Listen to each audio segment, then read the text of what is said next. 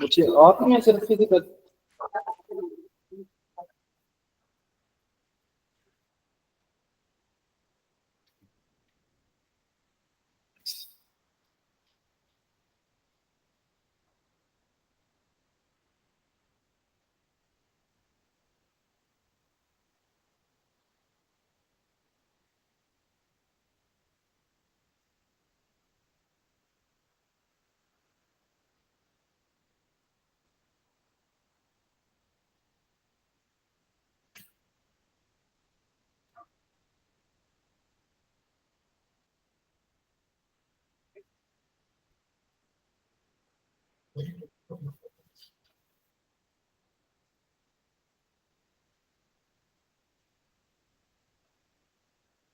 बच्चे किसी को बुला लेना, और कोई है बाहर? दो बच्चे हैं सिर्फ। जल्दी से 2 मिनट में आता है। जैसे न्यू है, न्यू वाले 4 बच्चे थे जो चारों आए।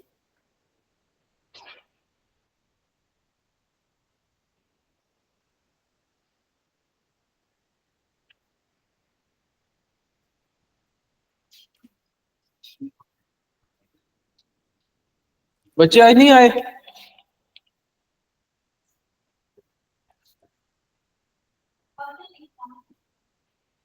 हम स्टार्ट कर देते हैं फिर। और ये रिकॉर्डिंग ठीक है।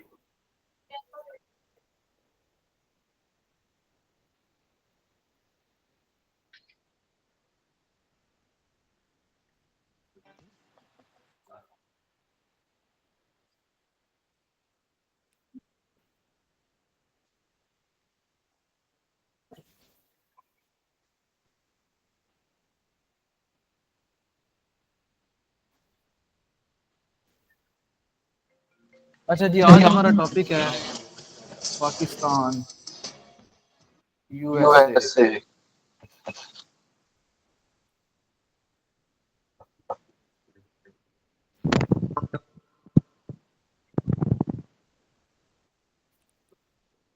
रिलेशन बेसिकली फॉरेन पॉलिसी में आगे हम इसको एक्सप्लोर करेंगे। आपने इस टॉपिक में जो जाके काम करना है, पाकिस्तान यूएस रिलेशन पे जो पास्ट पेपर्स आए हुए हैं वो अपने डोमेन्स देख लेनी है। कुछ मैं आपको चीजें बताऊंगा ब्रीफली, कुछ आपने करना है। अच्छा जी, अच्छा पाकिस्तान यूएस रिलेशन की जहां तक बात करें तो हमेशा से उतार चढ़ाव का शिकार रहे हैं। कभी भी पाकिस्तान यूएस के रिलेशन कंसिस्टेंट नहीं रहे, और ये होता ऐसे आया है कि जब जब अमेरिका को हमारी जरूरत बनी, नीड बेस्ड रिलेशन थे, कंसिडरिंग द फैक्ट कि अमेरिका को जब जरूरत पड़ी उन्होंने पाकिस्तान के साथ रिलेशन बनाए, सीटो सेंटो, जिसकी मैं आपको ब्रीफ डिटेल भी बताऊंगा। जब वो जरूरत खत्म हुई तो उन्होंने पाकिस्तान को एज सच लिफ्ट नहीं करवाई। लेकिन इस सब के बावजूद बच्चों, आप लोग हैरान होंगे, जो पाकिस्तान यूएसए की ट्रेड है, या आप कह लें इंपोर्ट, बल्कि इंपोर्ट तो हम करवाते ही हैं पूरी दुनिया से ही, लेकिन पाकिस्तान और यूएसए में अगर बात करें, जो एक्सपोर्ट्स हैं पाकिस्तान की, वो बच्चों 11 to 13% वो यूएसए के साथ highest in the world, even more than China जो हमारा दोस्त है, जो हमारा दोस्त है उससे ज्यादा जी हमारा, हमारे इनके साथ, उससे ज्यादा बच्चों हमारा इनके साथ क्या है, ट्रेड रिलेशन है। चाइना और इंडिया की बात कर ले बच्चों, $100 बिलियन, $100 बिलियन की ट्रेड कर रहे हैं आपस में। पाकिस्तान को एक ही चीज में वो हमारे दोस्त हैं, वो कर्जा, या अपने पुराने कारखाने हमें दे रहे हैं, ये फैक्ट है। फिर भी मैं कहता हूँ, फिर भी अगेन हमारे चाइना के साथ अच्छे टर्म्स हैं, but when it comes to the trade and benefit, ये सिचुएशन है कि यहाँ पे अभी भी यूएसए टॉप पे है। ठीक है जी। तो ये, अब हम आगे थोड़ा सा चलते हैं, थोड़ा सा हिस्टोरिकल बैकग्राउंड देख लेते हैं, क्योंकि इस तरह के क्वेश्चन में जरूरी होता है। Historical background.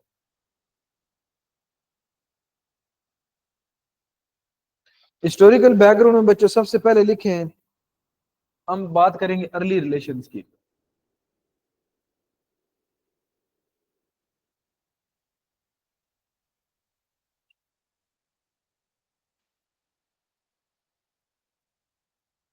आज ये एक ही क्लास थी, मतलब आप लोग लेट हो गए आज।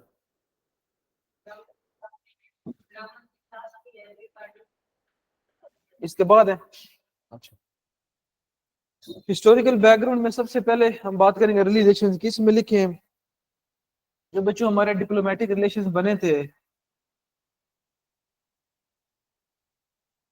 वो बने थे 1947 में। 1947 में स्टैब्लिश हुए।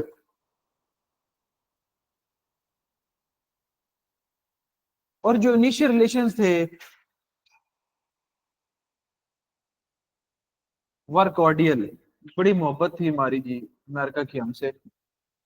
और उसकी रीजन थी in the light of cold war and Pakistan geo strategic location.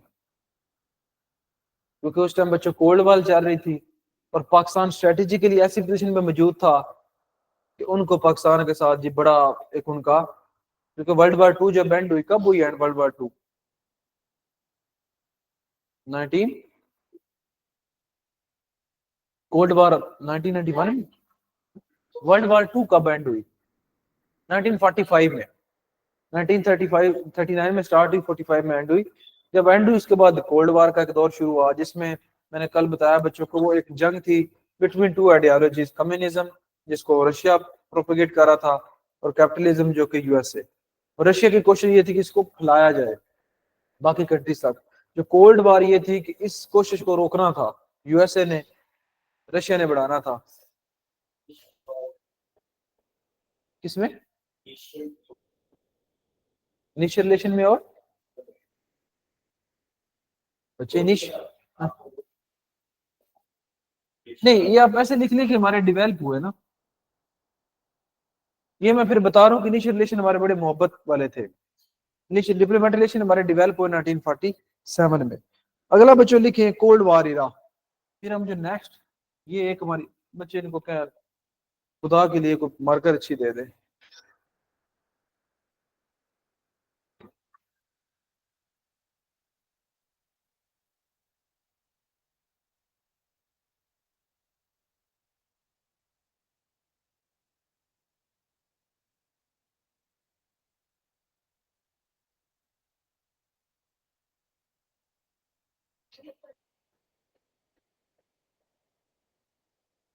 मैंने यही सिंपल बताया कि ये 1947 में हमारे डेवलप हुआ जब पाकिस्तान आजाद हुआ।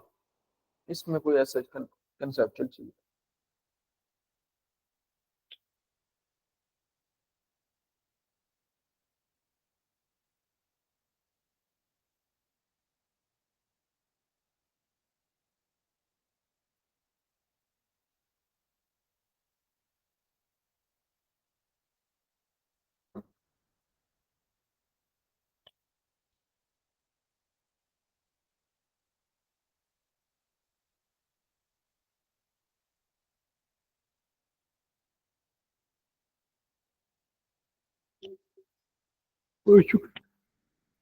हम्म, बच्चों हमारा जो नेक्स्ट पॉइंट है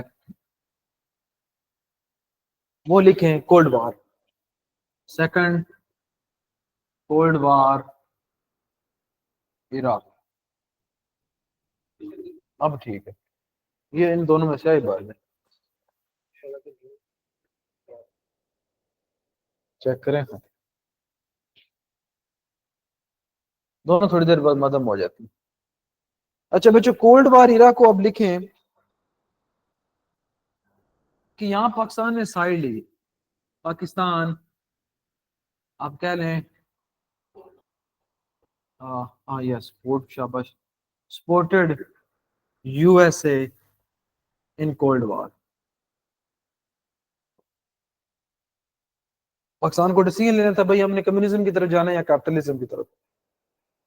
और पाकिस्तान नया नया आजाद हुआ था। जी अस्सलाम वालेकुम सर। जी वालेकुम सलाम सर। ठीक है।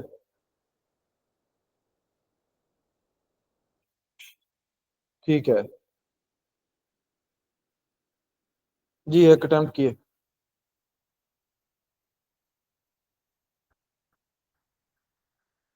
ठीक है।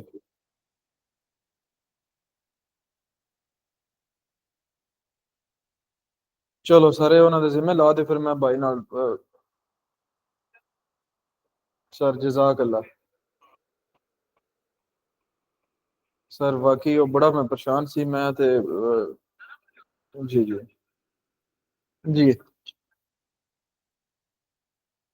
सर जजाक अल्लाह सर जजाक अल्लाह।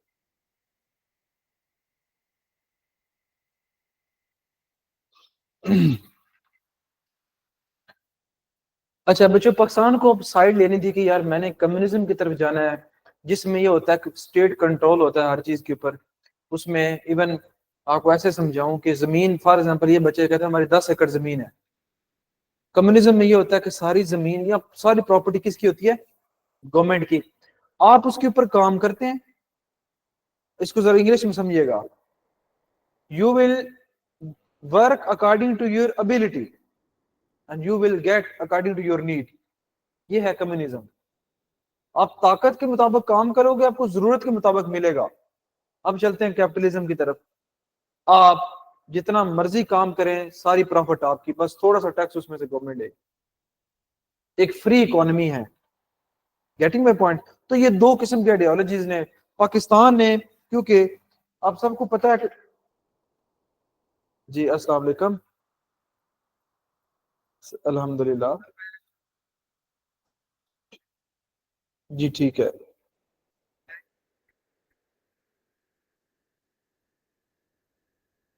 जी जी ठीक है। जी ठीक है। इंशाल्लाह।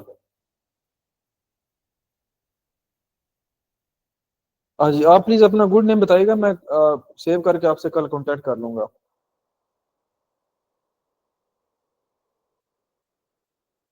जी ठीक है फजल साहब बहुत शुक्रिया मैं इंशाल्लाह फिर इसको बस परसू रखें। मैं कल उधर ही हूँ बाबा जी के पास ही। ओके जी ओके। अल्लाह हाफिज।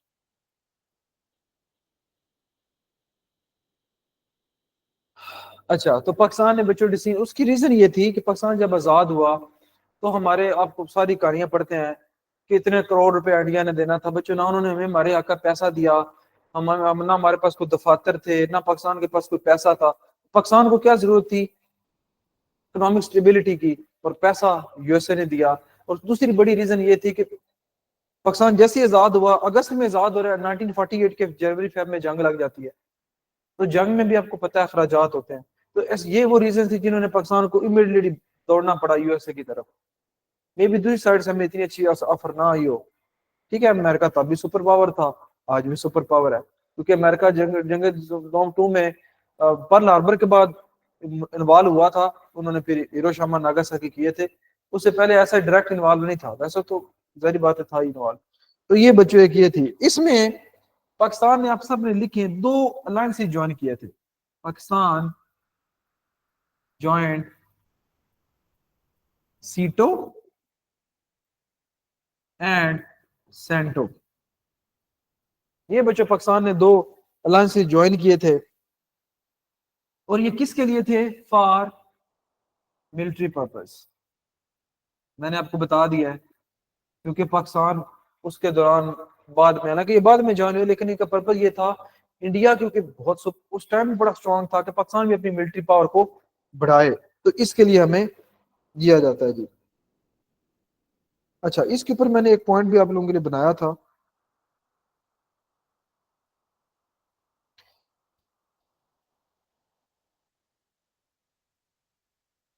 सबसे पहले आपको थोड़ा सा ना ब्रीफ दे देता हूँ सीटो का, सीटो, ताकि आपको आइडिया हो जाए कि है क्या।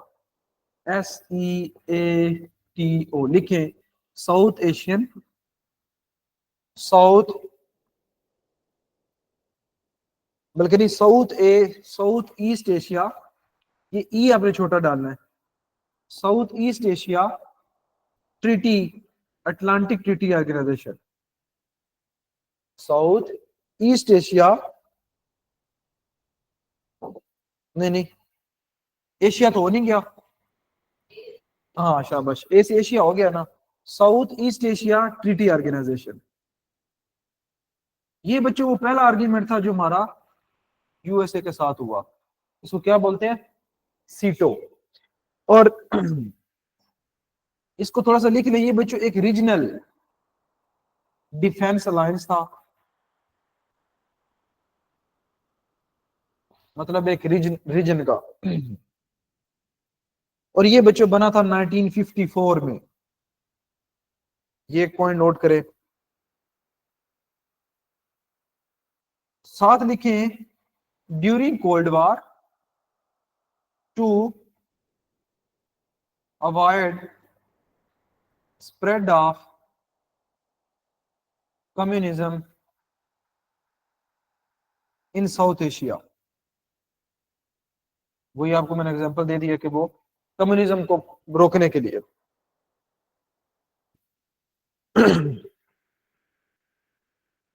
यानी आप ये कह सकते हैं कि इसका पर्पस था टू अवॉइड, एक और वर्ड भी लिख ले, to avoid communism aggression, to avoid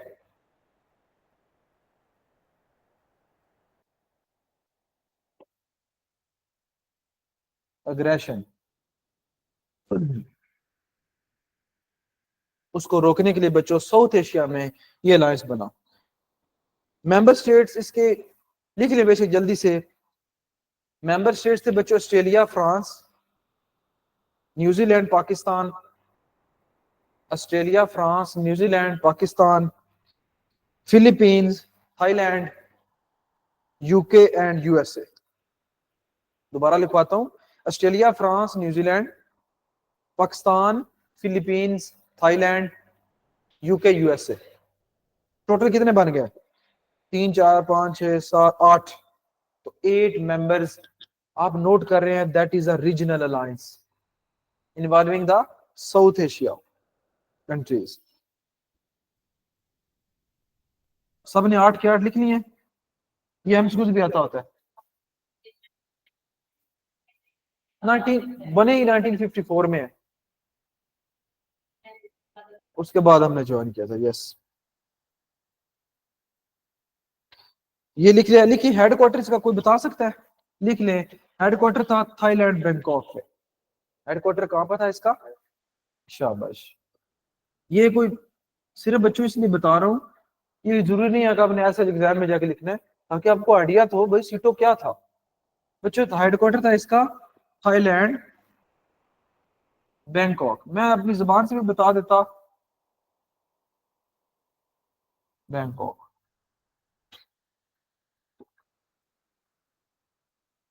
अच्छा, फिर इसको डिजॉल्व कर दिया गया, लिखें डेजोल्यूशन, इसको खत्म कर दिया गया कब, 1977 में बच्चों। 1977 में ये अलायंस खत्म कर दिया गया।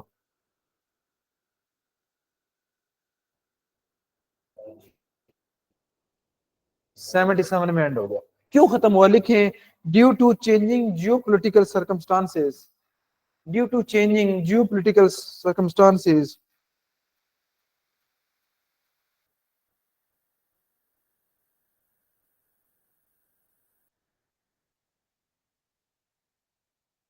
और इसमें एक बहुत बड़ा इवेंट होता है, दैट वाज, ये जो चेंजिंग जियो पोलिटिकल सर्कमस्टांसेस में ब्रैकेट में लिखें वियतनाम वॉर। शाबाश। जो हम चेंजिंग जियो पोलिटिक्स उसमें वियतनाम वार लिखें। अब इसके ऊपर मैं एनालिसिस ये देता हूं बच्चों, इसका जो प्राइमरी पर्पस था टू अवॉइड स्प्रेडिंग कम्युनिज्म, वो ऐसा नहीं हो सका, हासिल नहीं हो सका। It primary purpose was not fulfilled, but ये कुछ रीजन के अंदर स्टेबिलिटी लेके आया था। ठीक है जी। कुछ रीजन के अंदर स्टेबिलिटी लेके आया था जिसमें मेंबर स्टेट्स को काफी ज्यादा अमदाद भी मिली थी, लेकिन रीजनल कन्फ्लिक्ट्स जिसमें वियतनाम वार वगैरह वजह से ये खत्म करना पड़ा। नेक्स्ट है बच्चों सीट, ये सीटो था। नेक्स्ट है सेंटो, ये क्या है? सेंट्रल,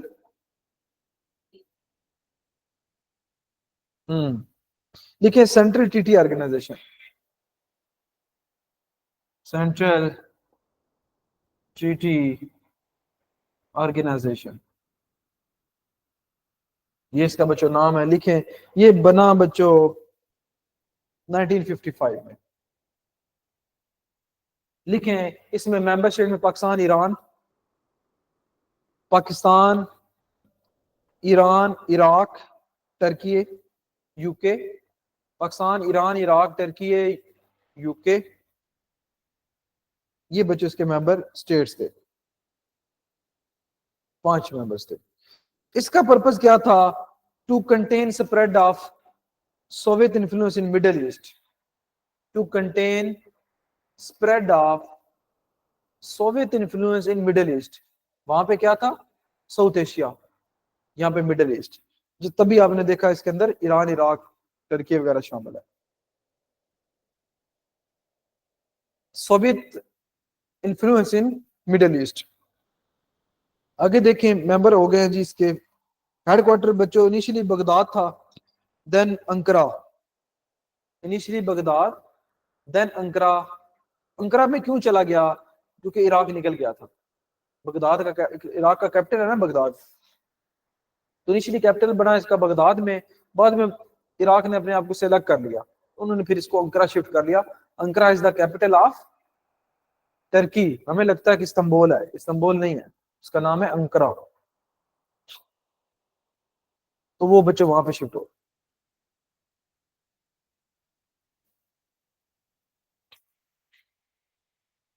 ये बच्चों डिसॉल्व किया गया 1979 में। लिखे क्यों?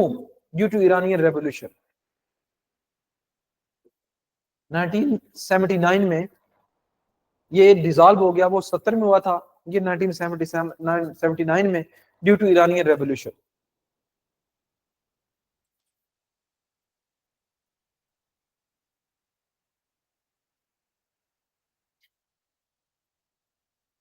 बच्चों ये थोड़ा सा लेस इफेक्टिव था क्योंकि इसमें इंटरनल टेंशन बहुत ज्यादा डेवलप हुई थी। ठीक है, जिसमें आपका एग्जांपल है ईरान का मसला, उसमें वो यूएसए के खिलाफ फिर पूरा वेस्ट उसको सपोर्ट करता है, तो ये इसमें यूके भी था, तो वो इस तरह डीरेल हो गया, उस तरह से फंक्शन कर ही नहीं सका। और जो इराक विड्रॉ हुआ था वो लिख ले 1959 में हुआ था, ये हमको जाता होता है। इराक ने कब विड्रॉल किया था? 1959 में।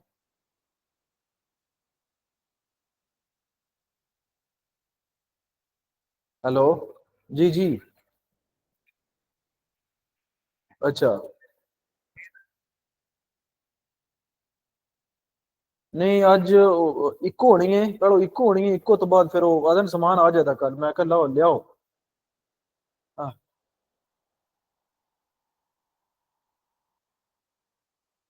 हम्म,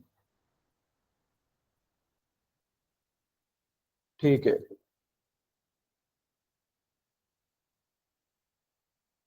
ठीक है, ठीक है।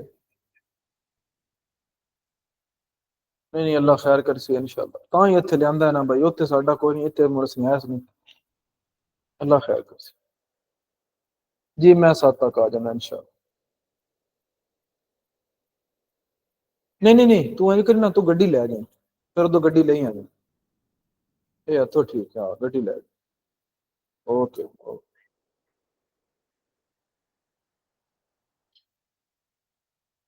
बर्तन चाहिए ना? हम्म,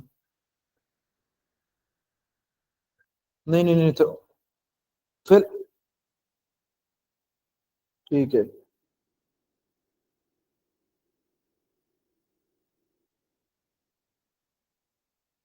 मैं प्लेटा ले आऊंगा, मैं प्लेटा ले आऊंगा। जी ठीक है, मैं ले लूंगा। ओके। हाँ मदर बच्चों, मेरे अब्बा जी एडमिट हैं, दुआ कीजिएगा उनके लिए भी। अच्छा बच्चों, ये हमारा थोड़ा सा जी हमने देखा, इससे आपको चीजें थोड़ी सी क्लियर होंगी कि पाकिस्तान कैसे उनके करीब गया, पर्पस खत्म हुआ तो अलग। अब आगे चलते हैं जी।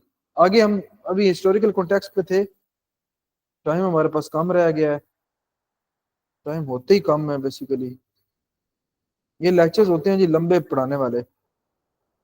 कोल्ड वॉर हमने बच्चों कर लिया थी।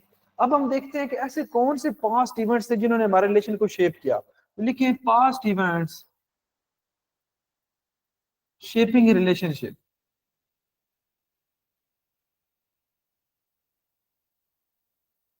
वो वन बाय वन बच्चों हम डिस्कस। पहला पहला लिखें 1965 इंडो पाक वार।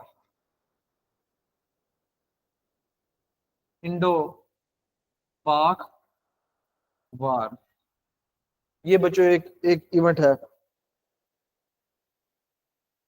यहां पे आप लिखोगे despite being a US ally, despite being a US ally Pakistan get limited support from US. Despite being a US ally, क्योंकि आप देख रहे हैं 65 में जंग हो रही है, पाकिस्तान इस टाइम तक सीटों का भी मेंबर है, सेंटो का भी मेंबर है। तो Pakistan despite being ally Pakistan get a very little support from USA,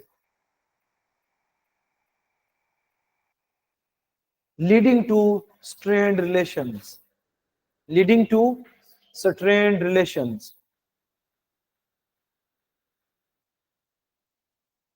उसके बाद लिखे 1971 बांग्लादेश, 1971 सेपरेशन ऑफ बांग्लादेश।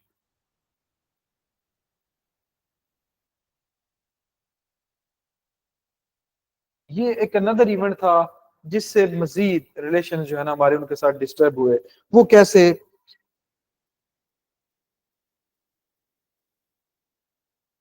इसमें यूएस ने सपोर्ट किया था हमारे अपोजिट जो ग्रुप था, उससे बच्चों फिर अब वही लिख सकते हैं further damage the bilateral relations. अब लिखें US support to the India and Bangladesh in the 1971 further damaged our relations या bilateral ties।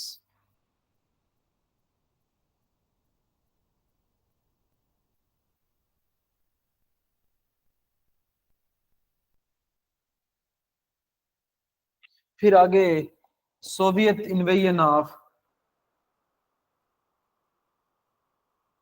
अफगानिस्तान 1979, ये एक और मेजर इवेंट है।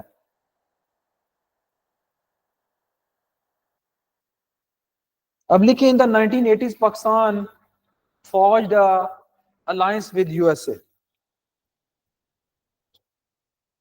अब लिखिए इन 1980s Pakistan and USA forged a strategic alliance।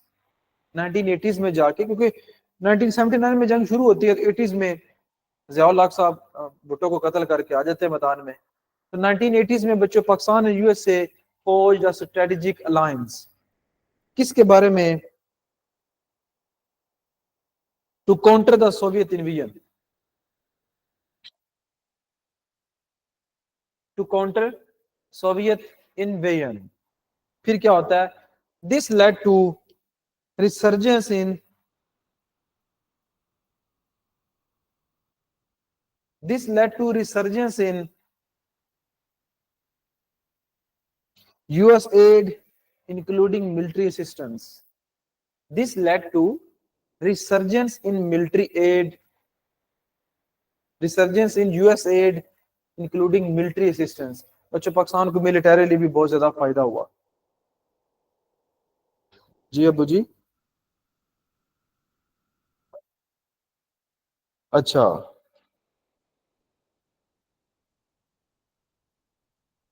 ठीक है,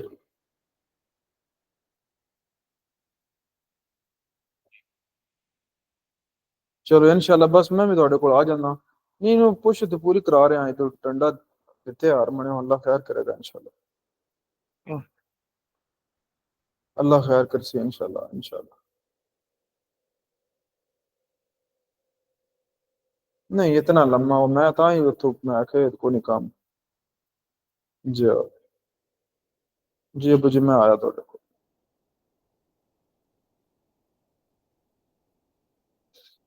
बच्चों एक ये रीजन होगी, तीन और कोई इवेंट आप लोग बताएं आप। तीन मैंने आपको बता दिए हैं जिन्होंने मजीद मतलब कहीं पे उन्होंने सपोर्ट किया फिर अपनी सपोर्ट ले ली। जैसे कहते हैं कि बैडी बेड़े आएंगे, अभी तक नहीं आए। 1971 की वार में कहते थे जी बैडी बेड़े आएंगे पाकिस्तान की सपोर्ट के लिए, लेकिन नहीं आए थे।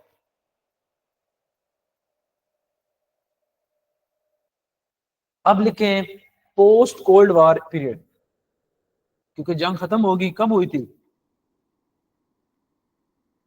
कोल्ड वार कब एंड हुई, मैंने कल भी बताया है 1991 में। 1991 में रशिया यूएसएसआर निकला अफगानिस्तान से और यूएसएसआर टुकड़े टुकड़े हो गया।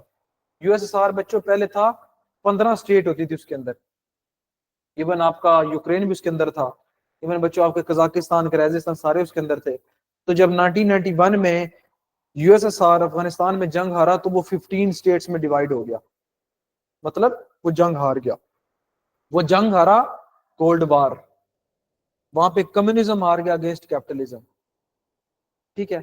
और अब हम देखेंगे पोस्ट कोल्ड वार पीरियड क्या था। इसमें एक सेंटेंसेस है, यहाँ पे रिलेशन कंपैरेटिवली कूल डाउन हुए पाकिस्तान और यूएस के। ठीक है। Mark bye period of cooperation and tension, कभी कोऑपरेट करते रहे, वही मैं जो पहले बताया, कुछ टाइम आता है कोऑपरेट करने लग जाते हैं, कुछ टाइम आता है दोबारा टेंशन देने लग जाते हैं।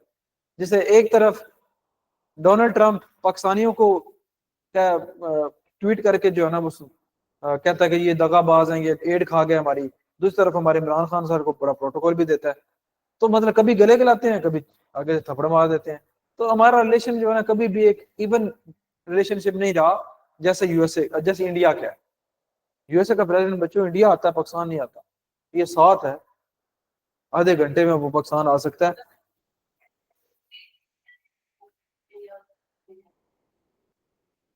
इंडिया भी तो यही करता है, इंडिया कौन सा उन्हें अपनी जमीन दे देता है, वो भी एड ही ले रहा है उनसे। वो आप यूट्यूब को देखें, बड़े बड़े जो उनके सारे वहां पे बड़े बड़े हाउसेस बने हुए हैं, वो भी अपनी एड, और अमेरिका को अपना है कि वो उनके साथ अपनी चीजें एक्सपोर्ट करते हैं, इंडिया अपनी चीजें वहां एक्सपोर्ट करता है। उनका भी अपना अपना इंटरेस्ट ही है। बट बच्चों एक बैलेंस रिलेशन है। एक ऐसे नहीं हो सकता कि एक दिन वो इंडिया के साथ ट्रेड करे, अगले दिन कहे भाई कोई चीज नहीं लेनी। नहीं, वो बच्चों बढ़ती जा रही है, कम नहीं हो रही। जिससे फिर इंडिया की इकोनॉमी अब दुनिया की पांचवी बड़ी इकोनॉमी है। इंडिया इंडिया दुनिया की फिफ्थ लार्जेस्ट इकोनॉमी बन गया है। ठीक है। वो तो बताया था हमने। अच्छा, इसमें जो इश्यूज थे बच्चों वो था हमारा न्यूक्लियर वाला प्रोलिफरेशन। याद होगा पाकिस्तान में 1998 में एटॉमिक ब्लास्ट किए थे, तो इसमें यूएस से अगेंस्ट था, उसने हमारे ऊपर बहुत ज्यादा पाबंदियां भी लगाई थी कि आप ये ब्लास्ट ना करें। बट पाकिस्तान को मजबूरी थी। हम हमेशा कंपैरिजन टू इंडिया चलते हैं, वो वेपन बना रहे हैं हम भी बना रहे हैं, क्योंकि ये जरूरत भी है। बैलेंस रखना है ना हमने। ये नहीं हो सकता हमारे पास न्यूक्लियर वेपन 10 हो, उन पास 1000 हो, कोई मुकाबला नहीं है। उन 10 न्यूक्लियर वेपन का कोई फायदा नहीं है। एटलीस्ट 2 4 10 12 का डिफरेंस हो, इट्स ओके। बट हमेशा एक चीज बैलेंस में रहेगी। जब बैलेंस में रहेगी तो इंडिया भी जरूरत नहीं करेगा। तो this is a very important concept that is called balance of power. That is a concept of international relations. लेकिन वो पॉलिटिकल साइंस में पढ़ते हैं, तो उसमें यह है कि हमेशा पावर का बैलेंस होना चाहिए। जहां इम्बैलेंस होता है वहां वही होता है जो कि आज यूक्रेन के साथ हो रहा है, जो कि पैलेस्टाइन के साथ हो रहा है। बैलेंस ऑफ पावर डिस्टर्ब है। इसराइल बहुत ज्यादा पावरफुल है, वो बहुत ज्यादा उसके मुकाबले में नील है।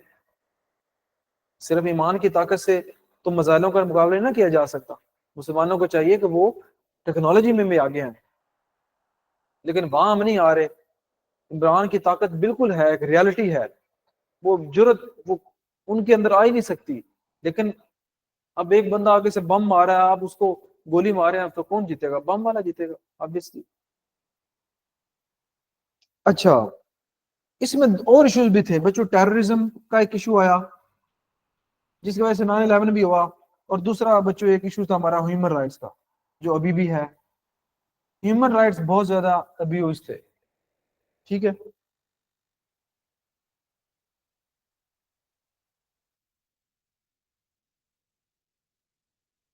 अब हम देखते हैं कि प्रेजेंट इस टाइम हमारी क्या सिचुएशन है। प्रेजेंट सिनेरियो क्या है?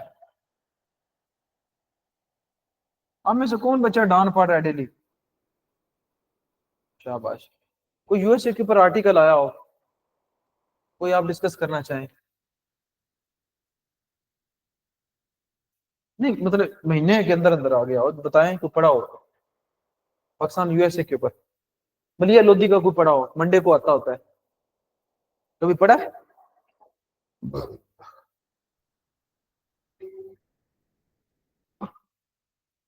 अच्छा। बच्चों प्रेजेंट इस टाइम हमारा, आपको क्या लगता है हमारा रिलेशन इस टाइम किस स्टेज पे है? यूएसए, यस, उन्हीं को पढ़ रहे हैं। हाँ? अच्छा रिलेशन नहीं है, ठीक है। तो इसमें पॉइंट्स लिखेंगे, वार एंड टेरर।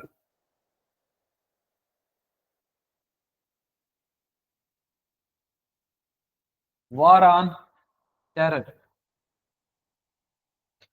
इसमें बच्चे लिखे पोस्ट 9/11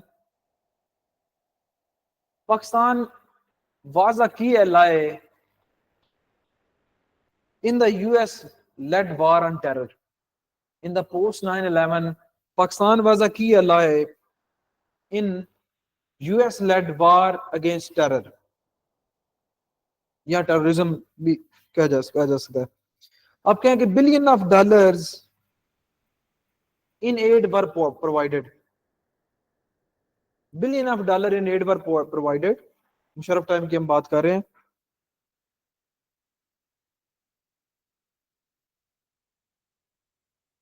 लेकिन साथ तक लिखें but issues, but tension also arose over issues like, but tensions also arose over issues like drone strikes and counter terrorism operations. आपको पता है अभी तो खैर शुक्र है नहीं होते, इमरान खान साहब के दौर में खत्म हुए थे, उससे पहले ड्रोन अटैक होते थे। बट आप देखेंगे tension rose over issues like drone attacks and counter terrorism operations. उसकी एक एग्जांपल देता हूँ, उसामा बिन लादेन के खिलाफ जो किया गया, पाकिस्तान की इजाजत के बिना किया गया, तो वो तो अलग बात है कि इन्होंने कहा को और को साइडल लगा था, दसो। तो उसके अलावा मैं एग्जांपल तो एक दफा ये हुआ था कि अमेरिकन मिलिट्री हेलीकॉप्टर ने पाकिस्तान के 30 से 40 आर्मी जवानों को शहीद कर दिया था और कोई वजह भी नहीं बताई थी। तो ये टेंशन फिर हमारी उनके साथ बनती रही। ठीक है, अगला लिखें एक पॉइंट नेक्स्ट, स्ट्रेटेजिक पार्टनरशिप हमारी आज उनके साथ जो है।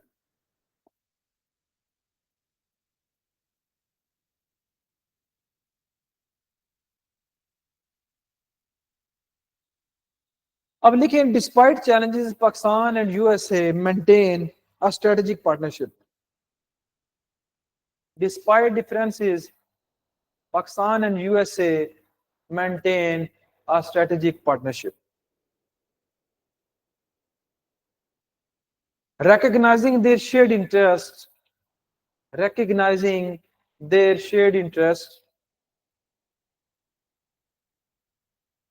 recognizing their shared interest in regional stability बच्चों and counter terrorism. अभी भी ये ऐसे एरियाज हैं जिनके अंदर वो करता है, regional stability and counter terrorism, ये दो इंपॉर्टेंट अभी भी एरियाज हैं जिसमें फॉर एग्जांपल बच्चों याद होगा इंडिया के साथ जब हमारे तल्लुकात थोड़े खराब हुए तो अमेरिका ने कहा था we are ready to, Trump ने कहा था कश्मीर के ऊपर जब 2019 में वो मामला बना, उसने कहा था we are ready to mediate. अब बड़ा फेमस हुआ था, शायद आप लोग तब यूनिवर्सिटी में थे, आप लोग तो तब इंजॉय करते होंगे कौन सा हमने सीएसएस करना है कोई। तो इससे बड़ी इंडिया को टेंशन हुई थी, इंडिया ने बड़ा रिएक्शन दिया था कि हमारा जी अपना इशू है, हमारा बायलिटरल इशू है, हम इसको खुद डील करेंगे। उससे बड़ी पेट में मरोड़ उठा था, उसने कहा था we are ready to, we are willing to mediate on the between Pakistan and India over the Kashmir issue. अगला है बच्चों इकोनॉमिक टाइज।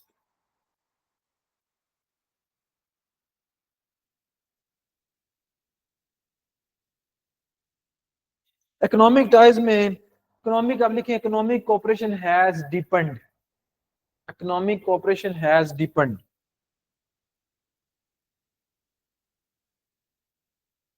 वो कैसे? with the US being a with the US being a major source of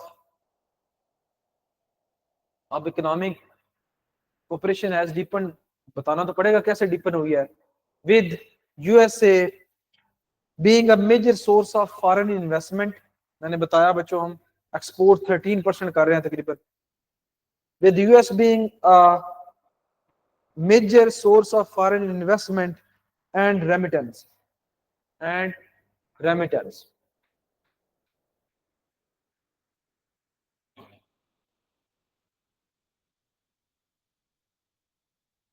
लेकिन एक issue, दो issue अभी भी हैं। अब लिखें, however trade imbalances and non-tariff barriers, trade imbalances and non-tariff barriers remain significant challenges।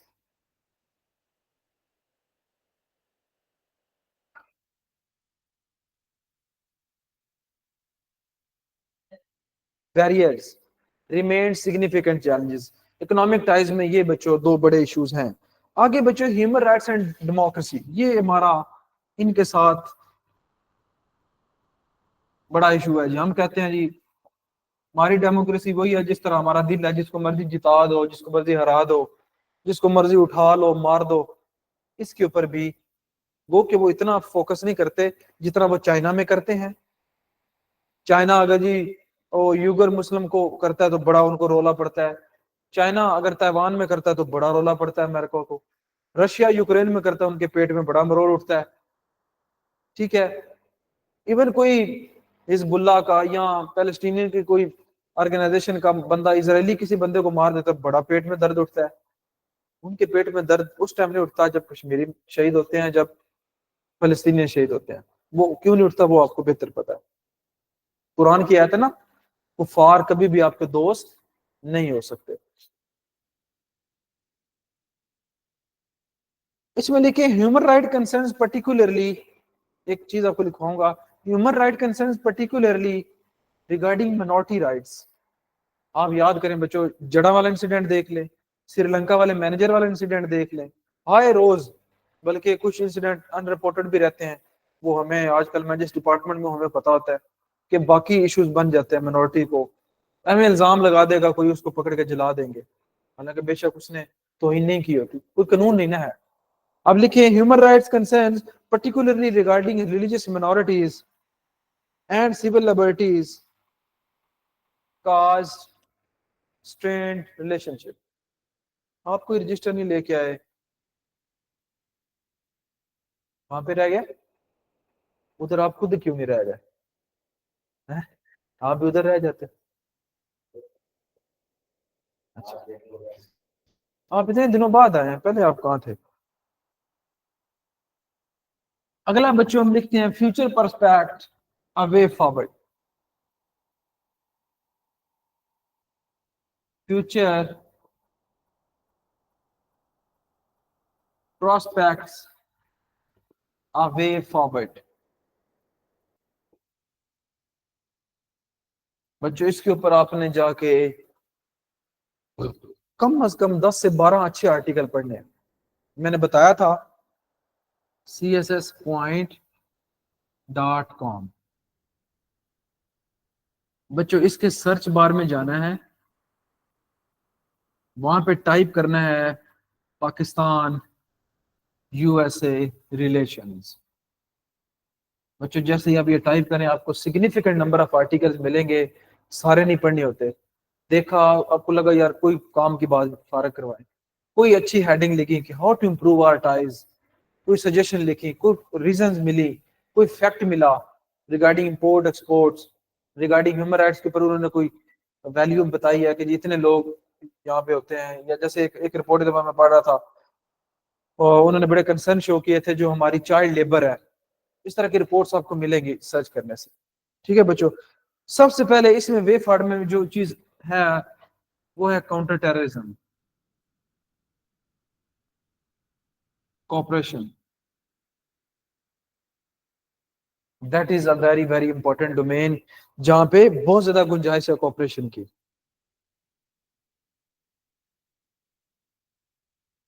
इसमें अब लिखें particularly threat posed by extremist groups.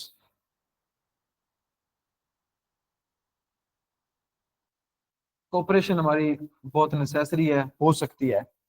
और इसमें बच्चों आप बता सकते हैं क्या हो क्या सकता है बच्चों? इंटेलिजेंस शेयरिंग हो सकती है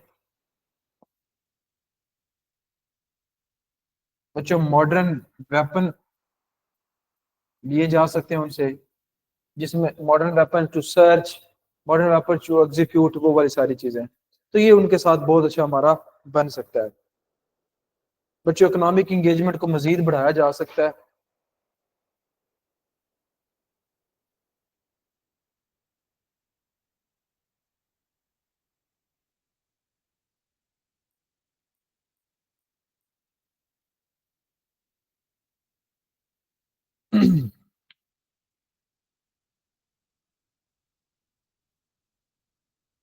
बच्चों इसमें लिखें इंक्रीज ट्रेड इन्वेस्टमेंट, उसको बढ़ाएं। इन्वेस्टमेंट की मैं बात करूं बच्चों, लोन्स की नहीं। दुनिया में हर कंट्री लोन लेता है, लेकिन वो उस लोन को इन्वेस्ट करता है, उस लोन से अय्याशियां नहीं करता। हमारे यहाँ तो ये होता है ना, लोन लिया, चिल किया, फिर लोन ले लिया, फिर चिल किया। हमारे यहाँ ये चलता है। दूसरा, इंक्रीज एक्सपोर्ट्स, अपनी चीजें बाहर ज्यादा से ज्यादा भेजें। आप उनके साथ कुछ इश्यूज पे फ्री ट्रेड एग्रीमेंट करें, ताकि ज्यादा से ज्यादा हमारा एक्सचेंज हो उनके साथ। ठीक है। जो बच्चों हमारे ह्यूमन राइट्स के इश्यूज हैं, इनके ऊपर डायलॉग बहुत जरूरी है।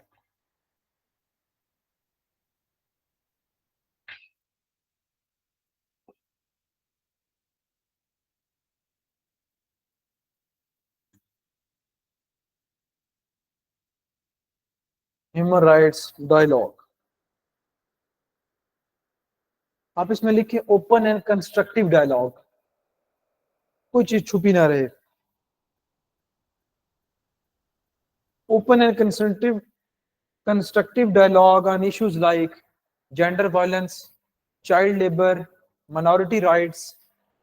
Open and constructive dialogue on issues like बच्चों child labor, gender based violence, minority rights, women rights should be done to enhance our cooperation.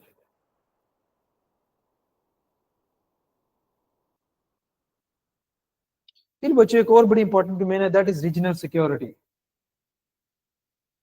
That is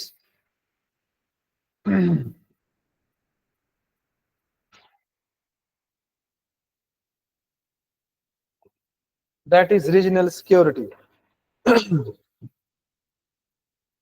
इसमें बच्चों लिखें रीजनल सिक्योरिटी में हम कोऑपरेशन से कर सकते हैं for issues like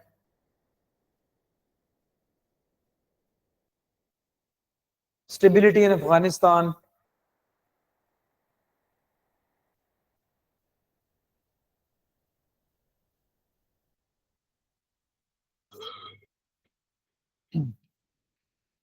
dialogue on to increase trade with Iran.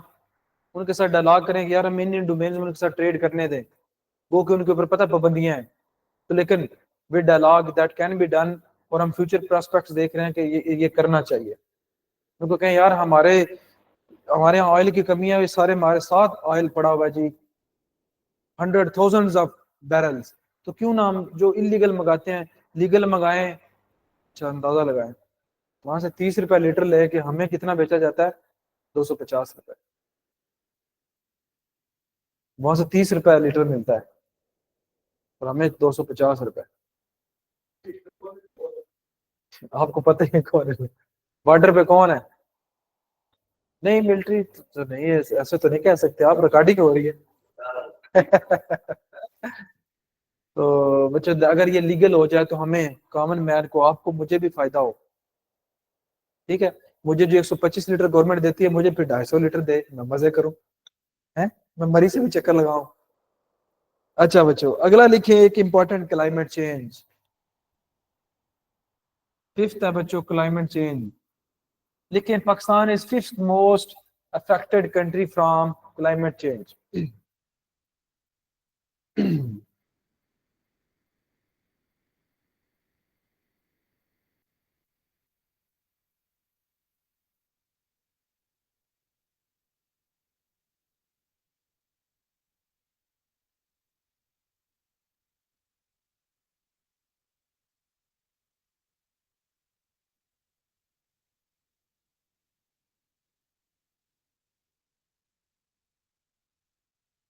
जी बच्चों, ये हमारा छोटा सा लेक्चर था। ये लेक्चर 3 घंटे में भी खत्म होने वाला नहीं है, इतनी ब्रॉडर डिस्कशन है। आपने अब 2 काम करने हैं। एक तो पाकिस्तान यूएस के ऊपर आपने पास्ट पेपर ढूंढने हैं, पास्ट पेपर क्वेश्चंस। आपको आइडिया हो कि भाई क्वेश्चन किस तरह आता है, किसी ने कभी ढूंढा है? मैं आपको बताता हूँ, शुरू वाली क्लासेस में आपको शायद बच्चों को मैंने बताया था, कुछ बच्चे इकट्ठे कर रहे हैं उनको। अच्छा, कोशिश करें बच्चों उनके जो आंसर बनाए वो शॉर्ट बनाएं। किताबों की आगे किताबें नहीं लिखनी। किताब है, आप उतनी मोटा रजिस्टर लिख देते हो उसको देख के, भाई क्या फायदा? आप किताब ही रहने दें, उसको याद कर लें। फिर बच्चों एक जो मिसकंसेप्शन है कि सीएसएस पीएमएस में कोई चीज याद करनी होती है, भाई सिवाय ये रट्टे वाली चीजों के, सनोनिम एंटोनिम इस तरह की चीजों के अलावा कोई चीज याद नहीं करनी। नोट्स बनाने हैं, फिर अपने बनाए हुए नोट्स को रिवाइज करना है। बच्चों 1 2 3 4 5 6 7वीं दफा चीजें याद हो जाती हैं। आप पेज खोलोगे, आंखें बंद करोगे, दौड़ेंगे आपके सामने वर्ड्स, हेडिंग्स। मैं प्योर एग्जांपल देता हूँ। हेडिंग दी आपने, नीचे मैंने पॉइंट्स लिखवाए हैं मिनॉरिटी वाला, या कोई फैक्ट दिया हुआ है, इतनी मिनॉरिटीज अफेक्टेड है पाकिस्तान अकॉर्डिंग टू फलान रिपोर्ट, इसके अलावा कोई और चीज नहीं लिखना। वहां अपने हेडिंग के ऊपर खुद राइटिंग लिखनी, मैं करवाता हूँ आपको। अब लिखेंगे talking about the future prospects about Pakistan US relations, human rights dialogue can be can be proved fruitful for enhanced cooperation with USA. देखिए 2 लाइनें मैंने बना दी हैं। उसके बाद फिर आप बता दोगे कि while addressing the minority issues, child labor issues and proper dialogue, Pakistan can improve its human development index and get in and improve its soft power and get it into the line of those countries where USA seek, basically you can say, cooperation when it comes to the human rights। तो बच्चों आपने self writing करनी है। आप कोई चीज, हर चीज याद नहीं कर सकेंगे यहाँ पे। अब ये बच्चा मेडिकल के बैठा है, फार्माकोलॉजी भाई रटा है, पैथोलॉजी रटा है। हाँ आपने चलो जी दिया हुआ जी 45 मेल्ड, उसको शिवरिंग हो रही है, ये हो रहा है, आपने डायग्नोसिस कर लिया, लो जी फॉर हाइपरप्लेक्सिया, मैं एग्जांपल दे रहा हूँ, हाइपरप्लेक्सिया जी डायग्नोसिस हो गया। अगेन उसकी मेडिकेशन फिर भी आपको क्रैम करने पर, उसका कोई कंसेप्ट नहीं है, मेडिसिन तो वही है जो इसमें यूज होती है। यहाँ पे ऐसा नहीं है। यहाँ पे हर बच्चा अलग हेडिंग्स लिख सकता है, अलग। और यहाँ पे बच्चों कंपटीशन ये है, आप एक दूसरे से कितना डिफरेंट करते हैं। कंपटीशन इस चीज से है कि वो मैडम बैठी हुई उन पीछे वाली मैडम से कैसे बेहतर है, वो अपना कंटेंट कैसे उनसे बेहतर। आप दोनों बहनें तो नहीं है? अच्छा अच्छा, है ना? हाँ मतलब राइटिंग स्टाइल कैसा है, आपकी स्पीड कैसी है, आपका आपका एनालिसिस कैसा है, या फिर सिक्वेंस से आपकी एक चीज होती है इंटरप्रिटेशन कैसी है, आप सवाल को समझते कितना जल्दी हैं। कुछ लोग होते हैं बस एक लफ्ज देखा, मेरा एक दोस्त था, he was also a medical student, उसने जनाब एक यूएचएस का पेपर देने गया तो कहता है कि वहां पे डेफिनेशन आई हुई और नीचे और भी चीजें थी, उसने डेफिनेशन देखी और पूरी शीट भर दी।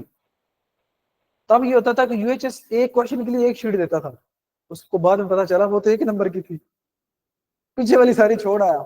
मतलब इस तरह एक्साइटेड नहीं हो जाना, ओह हो क्लाइमेट चेंज आ गया मुझे आता है, पता लगी आगे क्लाइमेट चेंज पूछिए किसी और तरह से हो और आप गलत लिखा हो, फिर को यार मेरा इतना अच्छा लिखा था नंबर नहीं आए। भाई क्या उसने जो पूछा वो लिखा आपने? बच्चों वहां पे आते हैं 7 सवाल क्वेश्चन, 7 आपने करने होते हैं 4। इन चार को चूज करना भी आर्ट है। और नंबर वन जो चीज होगी वो इंटरप्रिटेशन होगी। सेकंड तौर पे मैं कहता हूँ नॉलेज है, फैक्ट्स हैं, हेडिंग्स हैं। इंटरप्रिटेशन पहले है कि भाई सवाल को समझे हो, तो पूछ रहा है जो जी समझ गया हूं।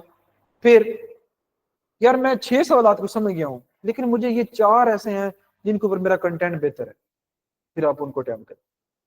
ठीक है बच्चों, इंशाल्लाह हम इसके बाद नेक्स्ट कंट्री को देखेंगे, रशिया को, मिडिल ईस्ट को, ईरान को, वन बाय वन इंशाल्लाह सबको स्टडी करेंगे।